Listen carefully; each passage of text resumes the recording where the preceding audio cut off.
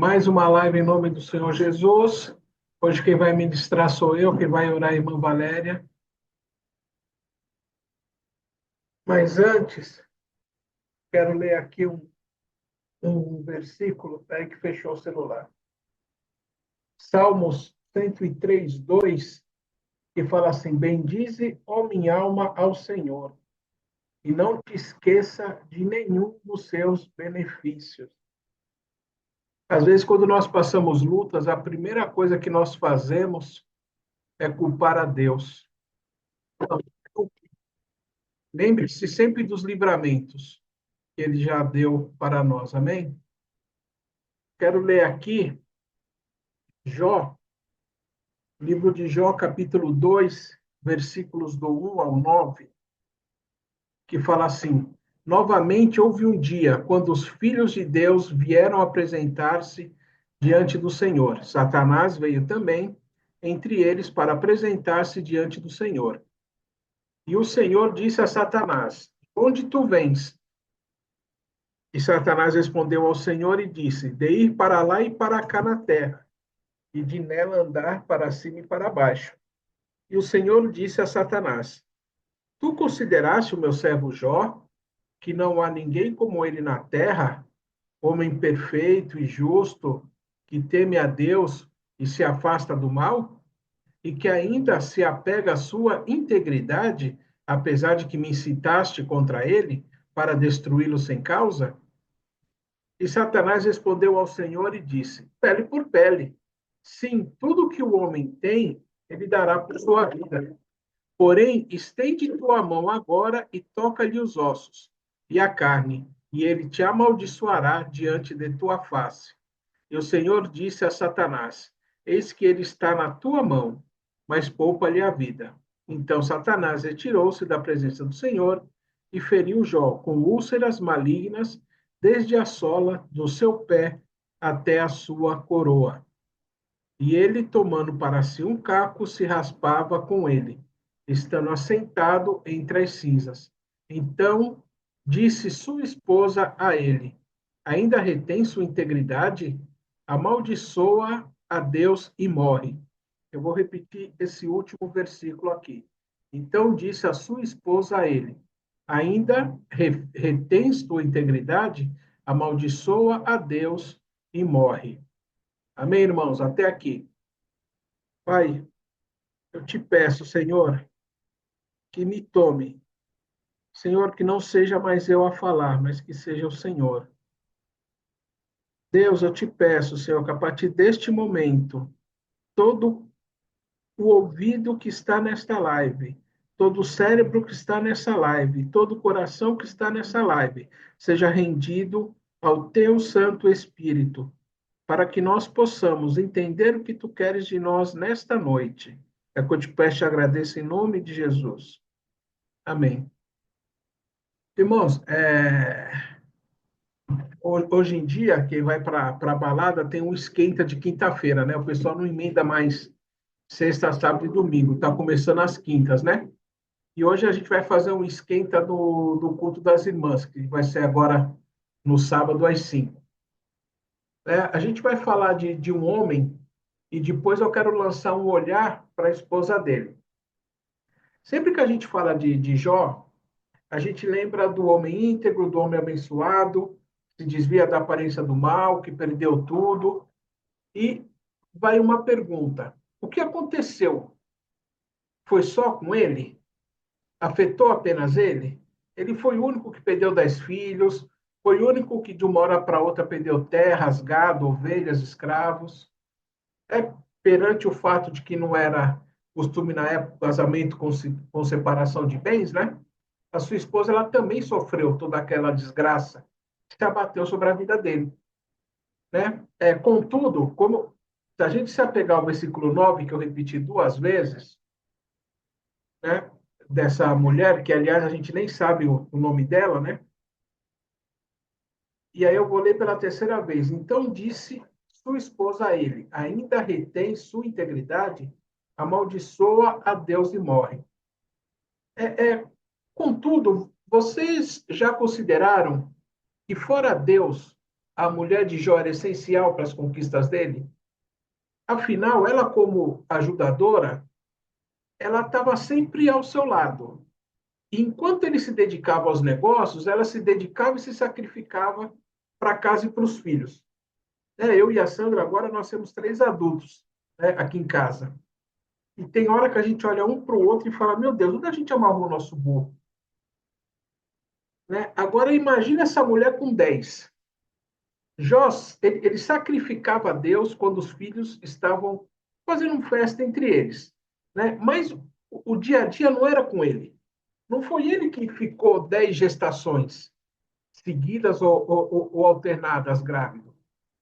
Né? E aí eu entendo que se ela casou entre 14 e 16 anos, que é mais ou menos a idade que as meninas casavam na época, judias, né? E ela foi tendo um ano intercalado do outro, né? Quando o caçula dela chegou a ser a idade dos gêmeos, né? Ela já devia ter mais ou menos uns 50 anos. Ou seja, ela passou 34, de 34 a 36 anos de dedicação total à família. E o homem, por mais que ele seja, né, participativo, ele não sabe o que é carregar 2 crianças pequenas e mais outra na barriga. Eu sei o que é carregar 2 pequenos no braço, né? Mas assim, o terceiro na barriga, não. Aí você vai educar, você vai criar, você vai deixar eles prontos para a vida. Você, né? No caso dela era mais difícil, porque aqui em casa eram 3 homens. Na família das Sandras eram 4 irmãs. Agora, por exemplo, a família do pastor Alfeu tem menino e tem menina. Né? Então, a mãe achar esse ponto de equilíbrio, minha mãe teve, eu e teve 2 irmãs. Você chegar nesse ponto de equilíbrio, de criar homens e mulheres, né? É outra, né? E agora, irmãos, imagine essa mulher olhando a volta dela e olhar tudo destruído. Ela chega num local e ela vê 10 cachorros enfileirados. E aí, na cabeça dela, conforme ela vai passando cada caixão, ela vai relembrando as histórias. O que ela passou com cada um. Cada aventura, cada bronca, cada carinho. Né? E aí, nesse momento, ela percebe que o curso da história foi invertido.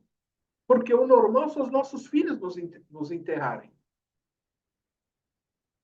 Mas aí vamos voltar para o inimigo das nossas almas. Ele nos mede com a própria régua dele. Então, ele acha que com bens materiais a gente vai estar felizes. Que a gente adora a Deus apenas nos testemunhos de prosperidade e se tudo dá errado, a gente culpa a Deus. E a gente não culpa nós mesmos. Né? E isso, infelizmente, é o evangelho pregado em muitos púlpitos hoje em dia. Né? E aí, tem uma categoria aí de crente mimado que só falta olhar para cima e falar que se não for abençoado, né, com o dedo em riste, ou eu sou abençoado agora, ou eu vou embora e você não vai me ver mais. E ainda fala agora separando as sílabas. Eu nunca mais vou na igreja, eu nunca mais vou assistir uma live ao vivo e nem gravar. E aí eu quero ver o que o Senhor vai fazer sem mim. Essa relação de troca, ela me leva a Mateus 4, do 1 ao 9, que fala assim: Então Jesus foi conduzido pelo diabo ao deserto, para ser tentado pelo diabo. E quando ele jejuou 40 dias e 40 noites, ele teve fome. E quando veio a ele o tentador, disse: Se tu és o filho de Deus, ordena que essas pedras sejam feitas pães. Mas ele, respondendo, disse: Está escrito: Não só de pão viverá o homem, mas de toda a palavra que procede da boca de Deus. Então o diabo levou a cidade santa e o colocou sobre o pináculo do templo e disse-lhe: Se tu és filho de Deus, lança-te daqui abaixo, porque está escrito: Ele dará ordens aos seus anjos ao teu respeito, e em suas mãos te sustentarão, para que nunca tropeces com seu pé em alguma pedra. E disse-lhe Jesus: Também está escrito: Não tentarás o Senhor teu Deus. Novamente, o diabo levou ao monte altíssimo, lhe mostrou todos os reinos do mundo e a sua glória, e disse-lhe: Todas essas coisas eu te darei, se prostrado me adorares. Então disse-lhe Jesus: Vai-te, Satanás, porque está escrito: Tu adorarás ao Senhor teu Deus, e só a ele servirás. Então o diabo o deixou, e eis que chegaram os anjos e o serviram. O diabo ele achou que ele derrubaria Jó, tirando as suas posses. E não conseguindo, tentou novamente em sua saúde. E não conseguindo de novo, ele desiste temporariamente. Mas e a terra arrasada que ele deixou? Até que Jó reconstruísse tudo. Né? Usando uma relação de causa e efeito, que é até o título dessa mensagem, o que foi feito a Jó não atingiu só ele, atingiu centenas, se não milhares de pessoas. E a principal pessoa estava bem ao lado dele, que a gente não sabe o nome dela, mas essa altura eu creio que os irmãos entendem por que, que ela soltou aquela frase. Depois de ter perdido tudo, de ver seu marido doente, dos pés às cabeças, dos pés à cabeça, eu acho normal ela ter explodido. E aí nós, geralmente, quando nós pregamos, nós a chamamos só de louca. Mas, assim, o que Jó suportou, talvez ela não necessariamente suportaria na mesma proporção. E aí eu acho que a resposta dele, como falas uma louca mulher, não deve ter sido gritando, brigando, mas alertando, orientando, que as coisas só acontecem de duas formas, como eu sempre falo, ou pela vontade ou pela permissão de Deus. Lembra aquela frase de Martinho Lutero, que até o diabo é o diabo de Deus?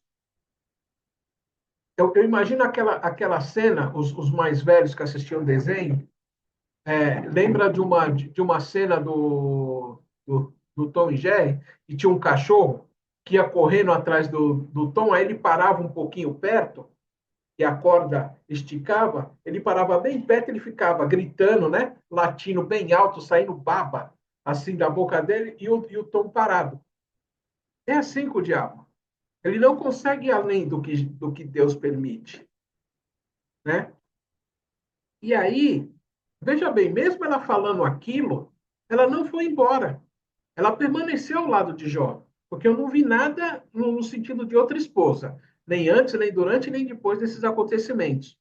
Aí ela participou da retomada de vida, ela teve amor suficiente para ter e para criar mais 10 filhos, e mesmo passando pelo mesmo processo, ela manteve a mesma pegada, ela refez o caminho, né, que outrora feito por ela, e ainda teve o prazer de ter as 3 filhas mais belas de toda a região. Um outro exemplo que eu vejo que sai da nossa boca, que o que sai da nossa boca pode afetar os outros, é a filha de Jefté, né, que uma vez a irmã Valéria pregou essa passagem assim, de uma forma maravilhosa. Mas eu quero falar dessa questão de causa e efeito, né? A causa foi a promessa, e a consequência foi atingir quem não tinha nada a ver com o acontecido. Juízes, do 30 ao 31, e depois do 35 ao 36, do capítulo 11, fala assim: Jefité fez um voto ao Senhor e disse: Se tu, sem falta, entregares os filhos de Amon nas minhas mãos, então será que o que quer que saia das portas da minha casa para me encontrar, quando eu retornar em paz, dos filhos de Amon, certamente será do Senhor, e eu oferecerei como oferta queimada.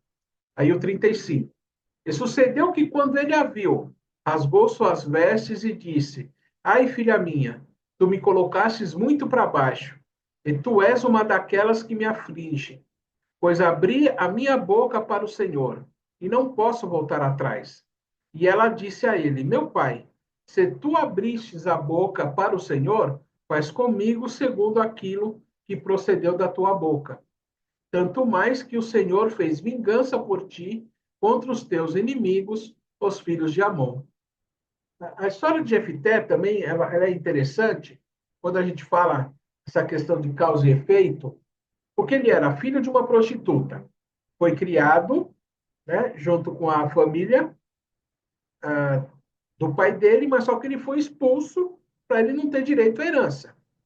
Aí ele foi expulso, refez a sua vida, se casa, tem uma filha, e quando o povo de Israel precisa de um líder para derrotar os amorreus, eles vão até ele. E ele aceita com algumas condições. E ele vai para a guerra. Porém, ao orar a Deus, né, ele promete que a primeira pessoa que saísse da casa dele, ele ia sacrificar.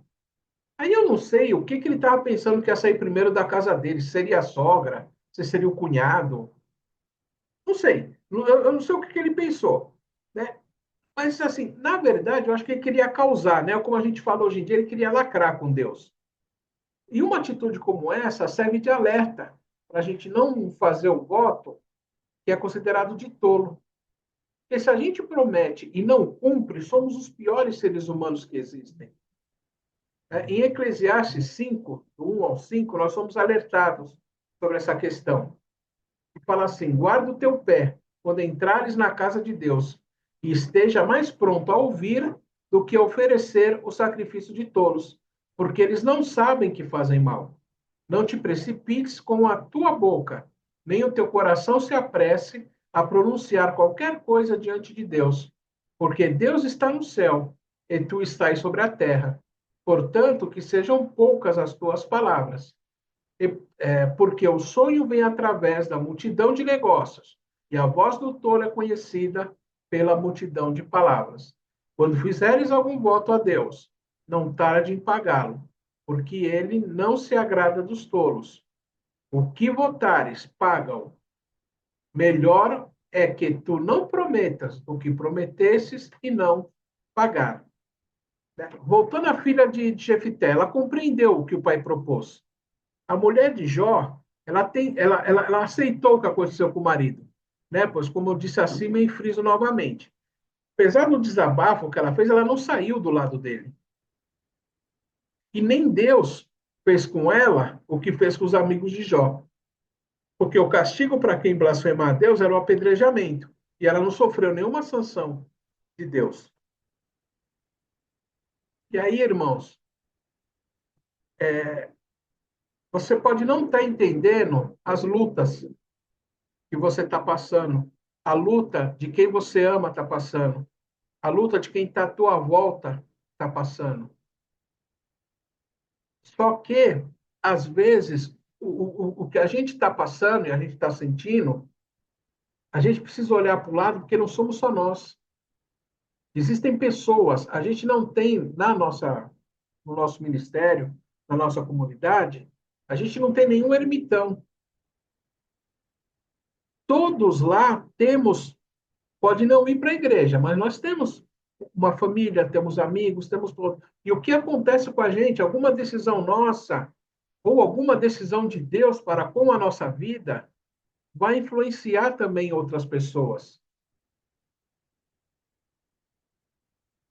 Mas creia e entenda que é aqui que a gente vai ter aflição. E se a gente conseguir ter bom ânimo, a gente vai vencer, porque Cristo venceu. E ele nos mostrou o caminho. E aí eu quero encerrar e passar para a irmã Valéria, já agradecendo, com um ditado do mundo que fala assim: tudo acaba bem. Se ainda não está bem, é porque ainda não acabou. Amém?